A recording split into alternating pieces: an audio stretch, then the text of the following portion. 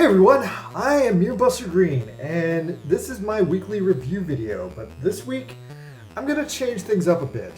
So, on my last review video, I did a review of the shitty Mortal Kombat movie from 2021 that everyone saw for free because it was on HBO Max.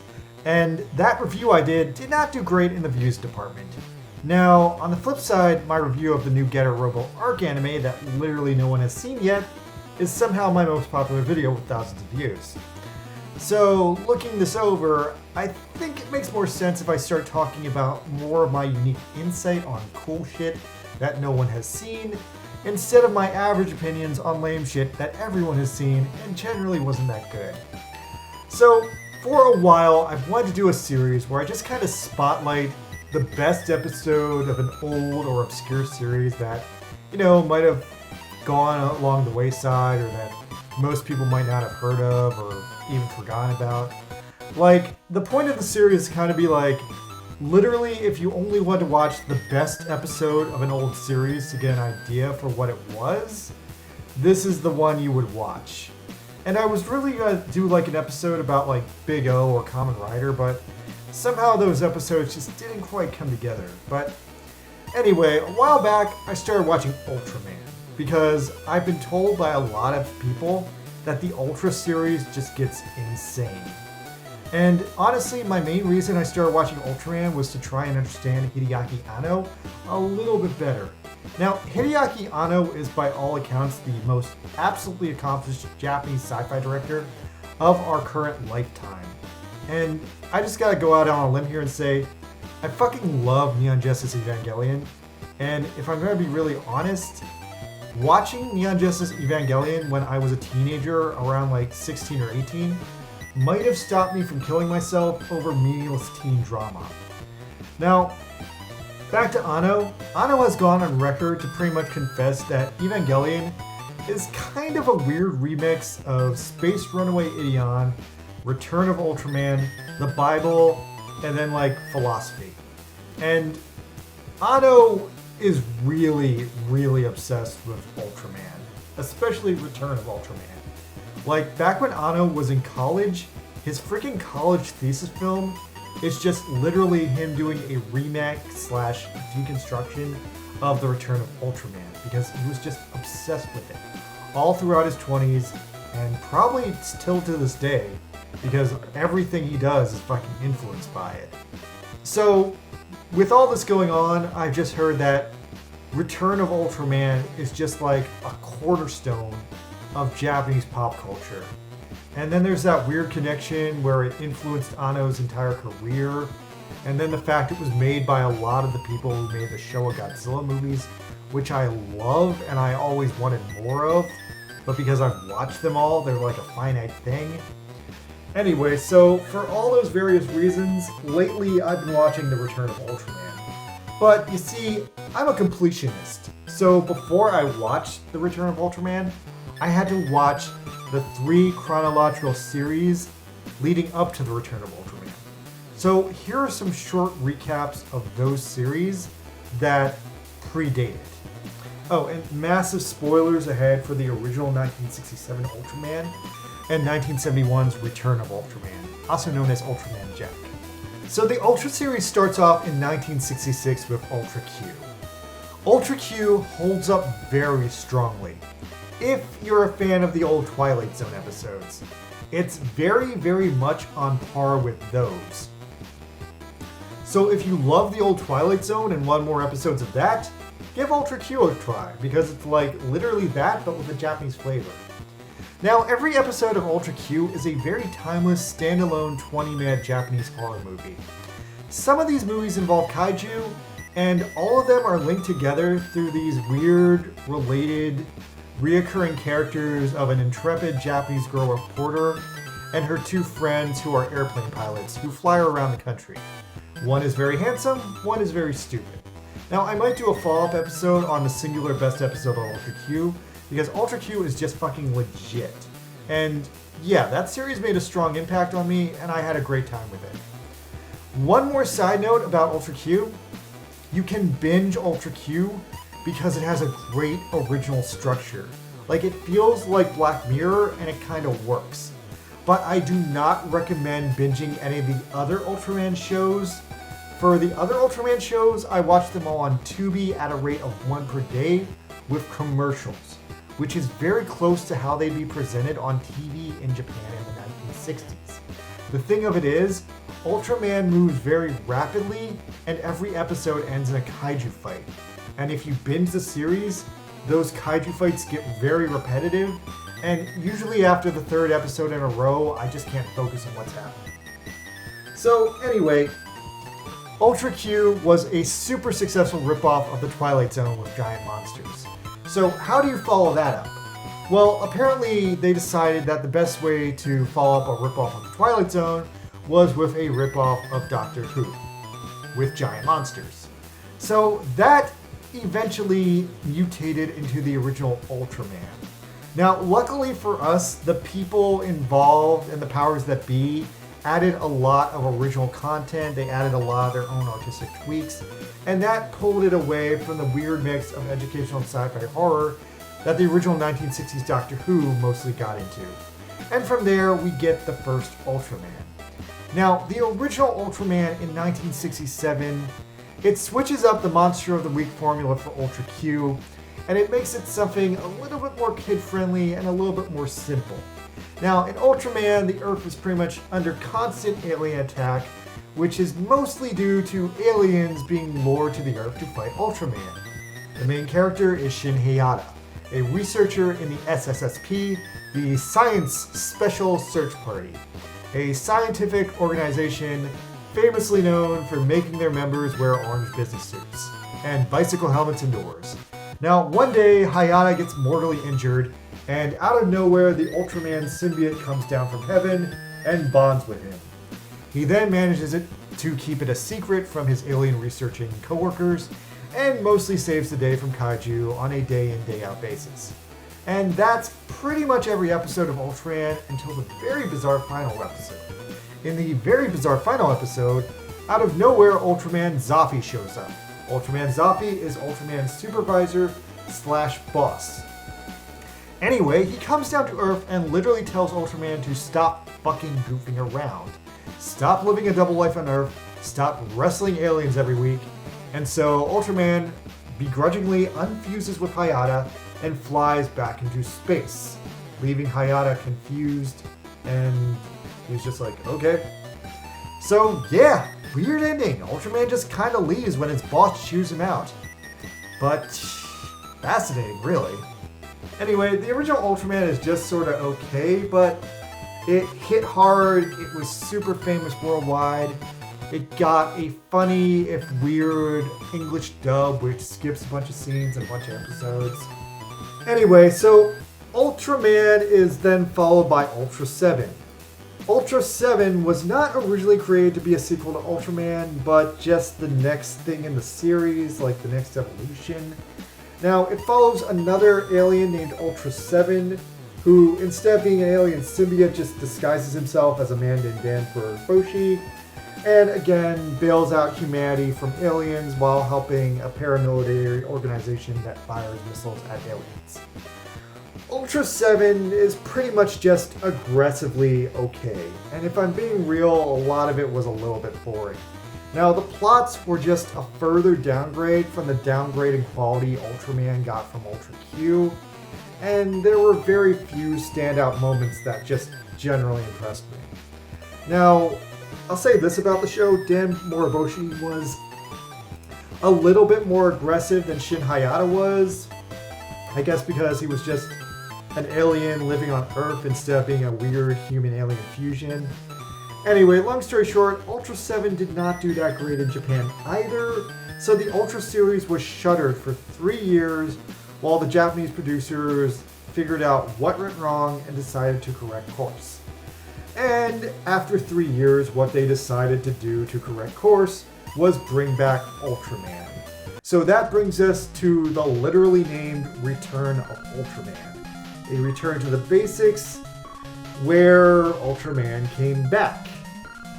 But at some point it was decided that because this Ultraman didn't really look like the same Ultraman, and then later in the show the old Ultraman straight up showed up, they at some point decided that this Ultraman was Ultraman Jack. Now, they never call him Ultraman Jack in the show. They just renamed him that in like 1984 because it was very confusing that there were two Ultramen named Ultraman. And for a while, the Return of Ultraman was called Ultraman 2, but the second Ultraman was Ultra 7, so Ultraman 2 was actually the third Ultraman, and Ultra 7th was actually the second Ultraman, and the 7th Ultraman was, I don't know, maybe Tiga, depending on which way you're counting. And now they call the original Ultraman Ultraman Man. I don't know, that's weird. Anyway, so the Return of Ultraman follows Hideki Go, a member of MAT, the Monster Attack Team, a very militant evolution of the Science Patrol from the original Ultraman. MAT is a weird group.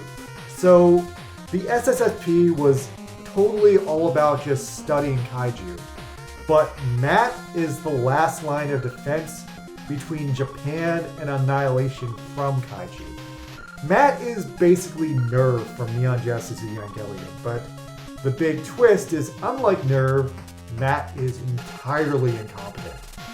And literally, as the Return of Ultraman goes on, you just kind of see that incompetency just get worse and worse, and it just becomes so clear. Like, the high command of MAT is idiotic. They cannot win any of their battles without Ultraman, and it seems that before Ultraman showed up, their track record was just sending volunteer soldiers to die in kaiju battles.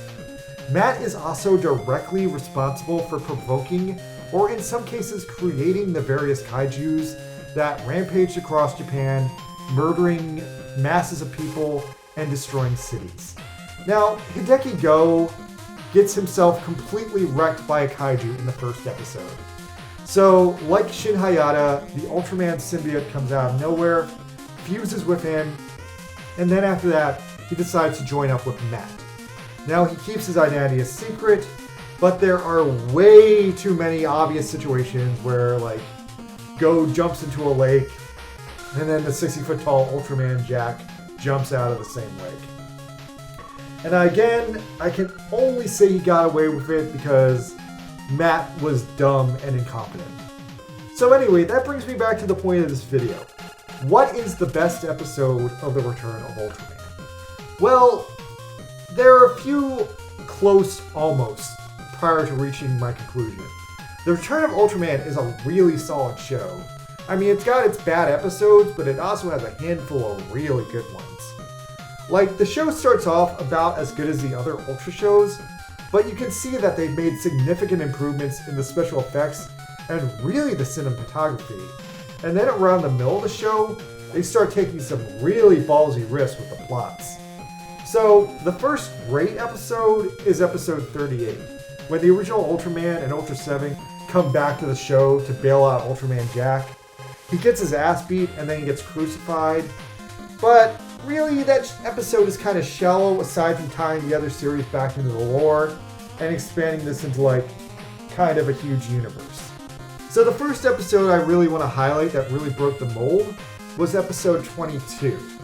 Now, this episode is a pretty typical episode about a garbage kaiju, but what makes this episode special is that it's bookended by this really bizarre silent art house film about this garbage clown who just starts off as a clown picking up garbage in Tokyo, but then it like escalates to where he can literally never clean up all the garbage.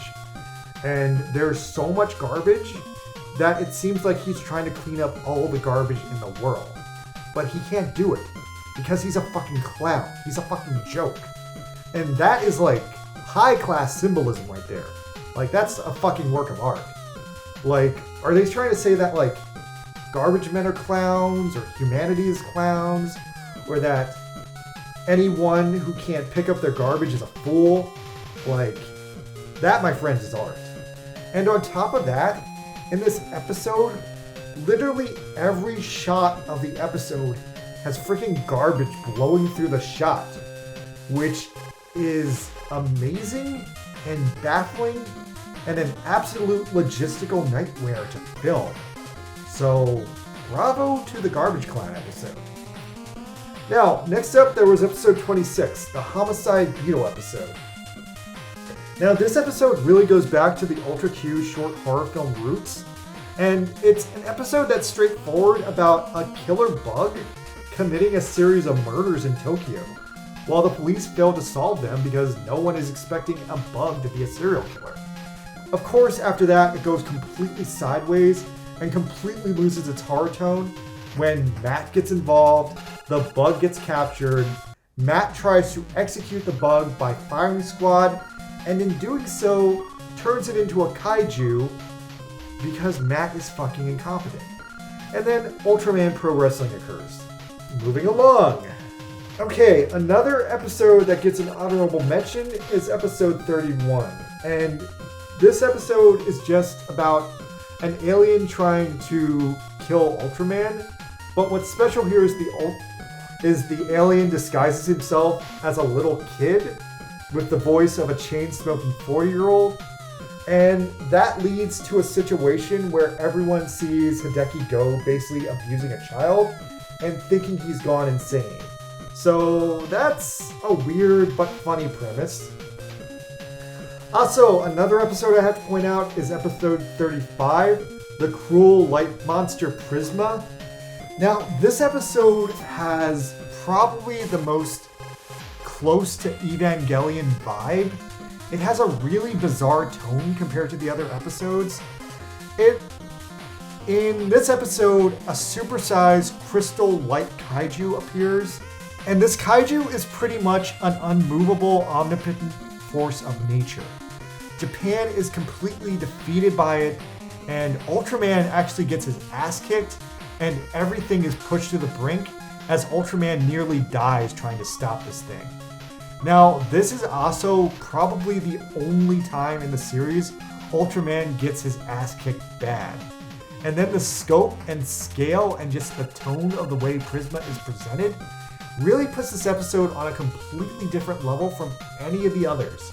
And I can really see that this episode was probably the direct inspiration for the Ramiel fight in Evangelion, because it operates in kind of the same way, with Japan losing power and just the bizarre, non-organic tone of Prisma. But anyway, so now we come to my personal best pick for the singular best standalone episode of Ultraman Jack. And oddly enough, the most influential episode of the entire series. So it's episode 34, An Unforgiving Life. Now, this episode is fucking nuts. This episode made me stop in my tracks the first time I was watching it. It made me rewind it, and I actually watched this episode like 3 times. An Unforgiven Life is a fucking shocking episode. It is a very strange episode of Ultraman. So, your average episode of Ultraman is pretty much about an alien fucking around, comes to Earth, and then Ultraman has to put this thing down. Or there's some episodes where an alien deliberately comes to Earth to fuck with Ultraman because of all the aliens he put down already. But this episode does not do that. It's a dramatic departure from the whole alien versus alien combat of like every single episode before this. Unforgiven Life starts with Matt detecting radiation coming from a neighborhood. And then they introduce this cookie-cutter mad scientist named Dr. Minato. Dr. Minato is trying to borrow tools from a gas station to finish his science experiment on time. Conveniently, Matt stops off at the same gas station investigating this radiation. And Go and Mizuno instantly recognize each other, which comes to the first twist of the episode. Go and Mizuno are actually childhood best friends who have not seen each other since 6th grade, elementary school. They are genuinely ecstatic to see each other. And Mizuno is impressed that Go is now a member of Matt. Go is now impressed that Mizuno is a biologist like his father. And Go casually brings up if Mizuno is married yet. but this causes Mizuno to instantly feel shame. And Go, you're not married either, so what the fuck? Fuck off, Go. Fuck off, Ultraman.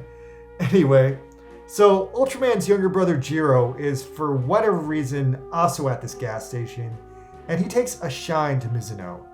So later on, when Mizuno's weird radioactive machine is fixed, this little boy delivers the machine from the gas station to Mizuno's house. So Mizuno shows Jiro around his house, and it turns out his house is basically like a mansion with a zoo inside, where Mizuno's just living alone with his freaking cat.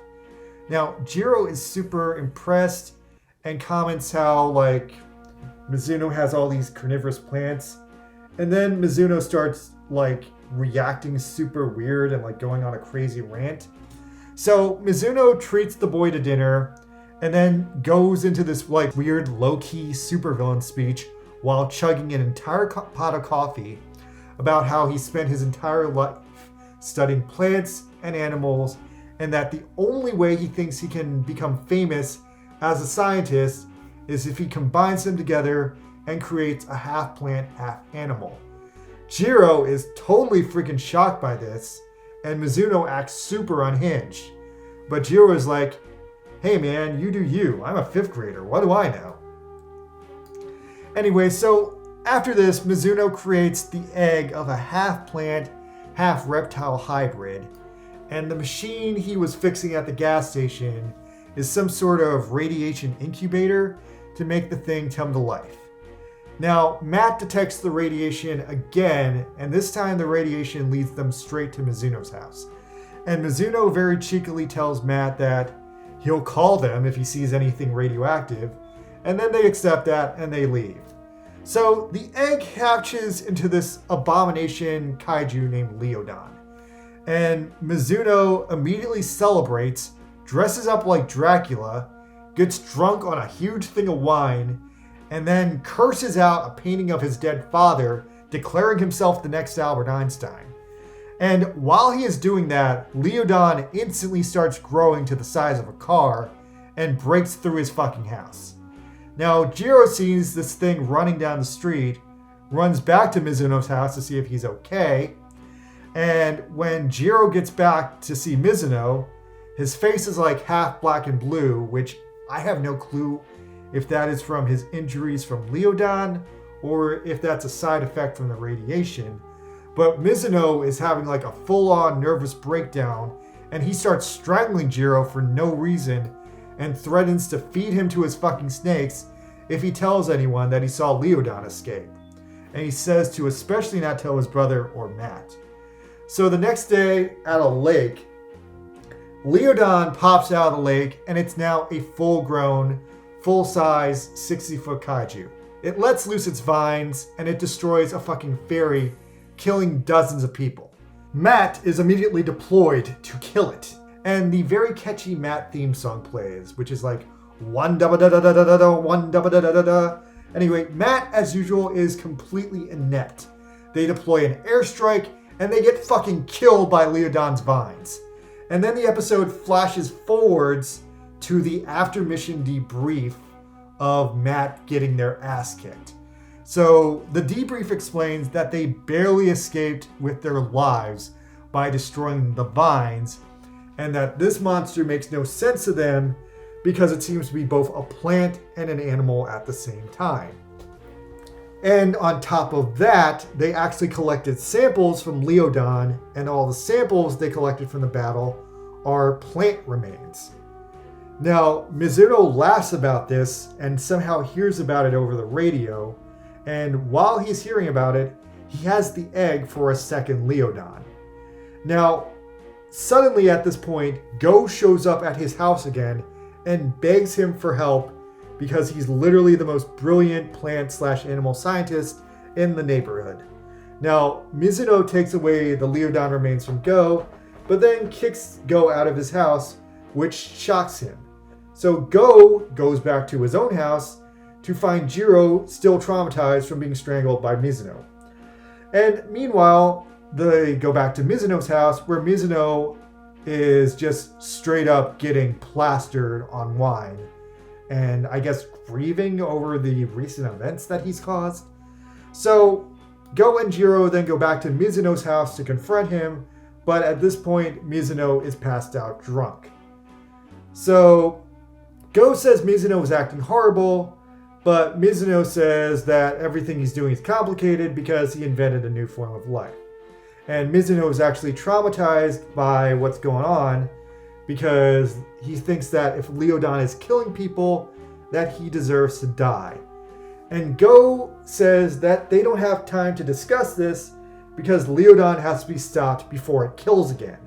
So Mizuno figures out that if he reverses the polarity on his radioactive incubator, instead of helping Leodon be born, it'll make Leodon die.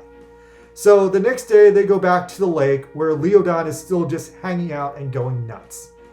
Matt takes Mizuno back to the lake and they reverse the polarity on his radiation thing, but Leodon acts weird.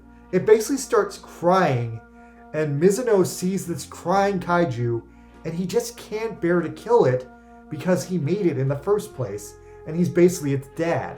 So Mizuno says to himself that Leodon is his freaking life's masterpiece, and then he has a full-blown nervous breakdown.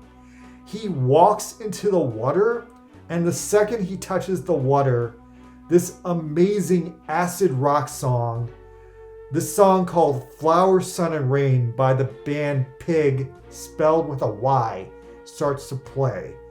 And the whole moment is shocking. This is like the craziest, most shocking moment I've ever seen in an Ultraman show up to now. Because never since this moment, never before this moment, did they ever play like popular music in an episode. And Flower, Sun, and Rain is this psychedelic, depressing 70s hippie acid rock song. Like, it sounds like something you'd hear like Led Zeppelin do, or like from like a depressing musical. And oddly enough, this scene is just fucking perfect. Every hit of the music is perfectly synced with the action on screen. Go jumps into the water as the drums play and swims for his life to try and stop Mizuno. And as he's swimming through the lake to try and stop Mizuno, he's having these super dramatic flashbacks to all of the times he played together with Mizuno as a kid, and how Mizuno was his best friend. And as that's flashing through his mind, Leodon fucking eats Mizuno and kills him. And the music stops. Now, Matt tries to get Go out of the water because Leodon is obviously in there murdering people. But then Go just dives underwater and turns into Ultraman, and it's one of the most obvious switches between Go and Ultraman in the freaking series. Like, Ultraman immediately jumps out of the water and just starts body slamming Leodon to death. Leodon uses its vines to give itself a huge advantage and tries really hard to drown Ultraman in the water, but then Ultraman just gets fed up because he's losing the battle and whips out his Ultra Cutter, which instantly kills Leodon on sight, multi-decapitates it in several pieces, and pretty much kills it in one blow. And then the acid rock comes rushing back in. Now, from the acid rock, they flash forward to some time in the future where Mizuno's house is being dismantled in an estate sale. And apparently Mizuno left a will behind decreeing that his family mansion / zoo should be turned into a school for children. And upon reading over this will, a dark realization comes over Jiro and Go that Mizuno killed himself. Jiro then throws the radiation machine onto a burning bonfire and pokes it with a stick, making sure it will set on fire. And then the episode ends with Go's face making a very uncertain facial gesture. Also, special shout out to the kids at home. Please never try to burn radioactive material. It typically explodes, and even if it doesn't, you're putting radioactive isotopes back into the atmosphere. You'll get cancer that way. Like, the smoke is highly radioactive. Just don't do it. So yeah, That's the craziest fucking episode of Return of Ultraman. Now, what is up with this episode? I had to look into how this episode was made, and oddly enough, this episode was apparently based on an outline written by a totally normal 16-year-old teenager by Shinichiro Kobayashi, who won a contest, and then the script was finalized by series scriptwriter Toshiro Ishido. Now, one of the first things I want to point out about this episode is that, to me personally, this episode reminded me so much of my favorite Godzilla movie, Godzilla vs. Biollante. Now, if you know anything about Godzilla vs. Biollante, Godzilla vs. Biollante was based on an outline written by a totally normal 34-year-old dentist named Shinichiro Kobayashi who won a contest. Oh fuck, it's the same guy! Holy shit! Am I the first person to ever realize that? Oh my god, oh my god, oh my god. Okay, Leodon is not just Proto-Biollante on paper, it is literally the prototype for Biollante. Oh my god, fuck, wait. Leodon is Showa Iro Biollante. Oh my god! I just discovered Showa Iro Biollante? Oh my god, this is the coolest thing I've ever discovered. Look at this shit. Showa Iro Biollante. Yo, if I make Showa Iro Biollante fight Showa Iro Godzilla, then we get Godzilla vs. Biollante, 1971. Okay, I'm having too much fun. Okay, wow. Okay, this completely messes up where I was going with this video, though. I was going to talk about how Leodon and the lake setting seem like an inspiration for this movie, but no. Apparently, it seems like the 34-year-old Kobayashi gambled on rewriting his Leodon script that was good enough for Return of Ultraman in 1971 to go up against Godzilla in 1989, and goddammit, it worked.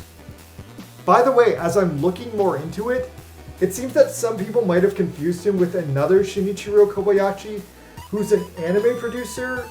I don't think it's the same guy. It could be the same guy, but I'm pretty sure these are two people with the same name, because if it is the same guy, he'd be like close to 70 years old now, and I feel like that's a weird pivot for him to like start making anime in his 70s.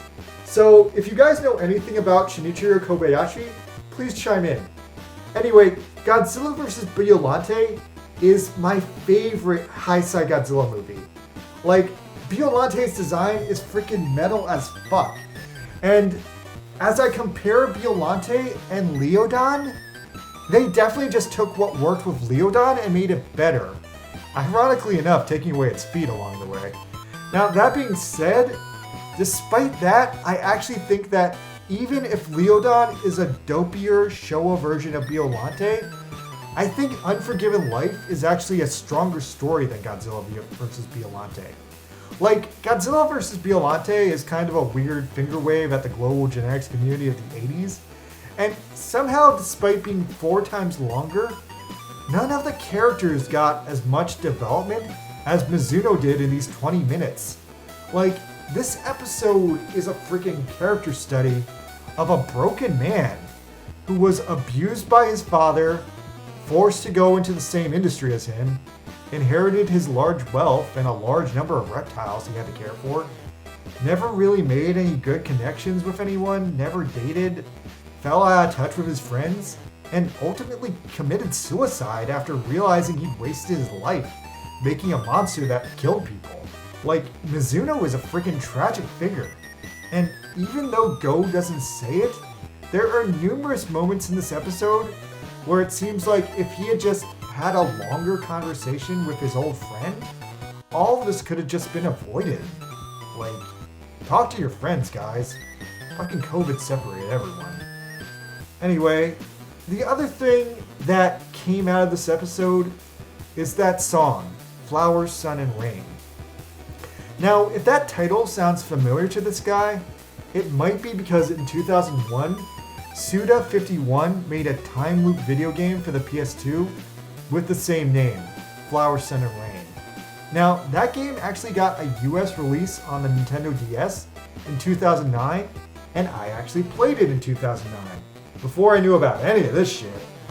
Now, interestingly enough, the song Flower, Sun, and Rain literally inspired the game Flower, Sun, and Rain. Apparently, Suda51 saw this episode of Ultraman, heard this song, and based this game on the lyrics to this song. But ironically, Suda could not get the rights to the original song. He could only get the rights to do a cover of the song. And the cover he made of the song kinda sucked. So ironically, the cover of the song that the game was inspired by got cut out of the game at the last minute. But yeah, Suda51 made a game based on a song and cut out the song because his cover band sucked playing it, which I get. The cover for the game can be found online, and while I will say it very much suits the tone of the game, it sounds like a chip-tuned up bastardization of the original song designed to match the music in the game, and it just ruins the original tone and vibe that the song had. And one more stretch with Suda51, the end song for No More Heroes 2, No More No, ironically enough has the same acid rock tone and vibe that Flower, Sun, and Rain has. So I really do think that this episode made a huge impression on a lot of people, just saying. Anyway, so that's the best episode of Return of Ultraman. So one last thing I want to touch on before I wrap up this video is the end of Return of Ultraman, which I think deserves its own honorable mention for being the last episode, and being a pretty cool last episode of that. Now, in trying to wrap up the show, it just starts off in the middle of a typical Ultraman adventure, with Ultraman already fighting aliens and his brother and his girlfriend already being kidnapped and trapped in a warehouse somewhere. But then this episode continues to escalate with Matt being entirely defeated by aliens in a very Evangelion way, where their home base is invaded and then destroyed with a nuclear bomb. And then Matt, having been completely drained of resources, sends Hideki Go back into battle one final desperate time, and outnumbered and under-equipped, he dies for the second time in the series. Now, of course, after this, Ultraman shows up and beats the shit out of everyone, but then something really, really crazy happens. So they have a funeral for Hideki Go, where Hideki Go comes back one more time, seemingly attending his own funeral. And then he steps aside to say goodbye to his girlfriend and his brother, but when they confront him and when they speak to him, his manner and his tone are completely different because Hideki Go has died. His soul is dead, and by all accounts at this point, Hideki Go is gone.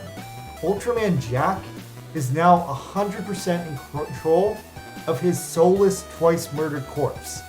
He says his goodbyes to his friends, and then Ultraman flies back into space with no further business on Earth, having completely disconnected from Hideki Go's personality.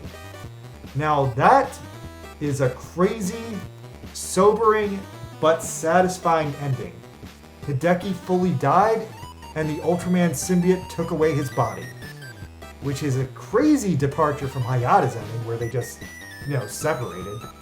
It's also kind of poetic that Matt, with their constant raging arrogance and mismanagement, and general policy of shoot first, ask questions when the shooting doesn't work, because the shooting never works, finally got their comeuppance and was ultimately destroyed the first time a sentient alien went all in on attacking them directly.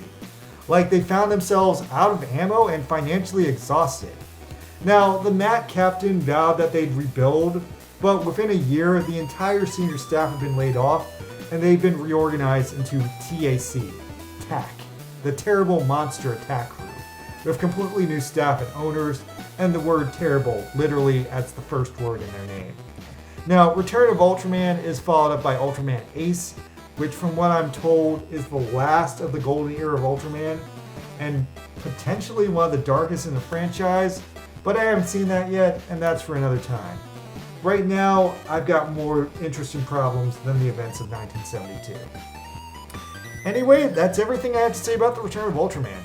Now, in the near future, Hideaki Anno is finally coming full circle and achieving his life dream of directing Shin Ultraman, which appears to be a remake of the original Ultraman set in 2021. And that looks fucking crazy because it somehow borrows all these original unused concepts from the original Ultraman series that were created by dead artists in 1965.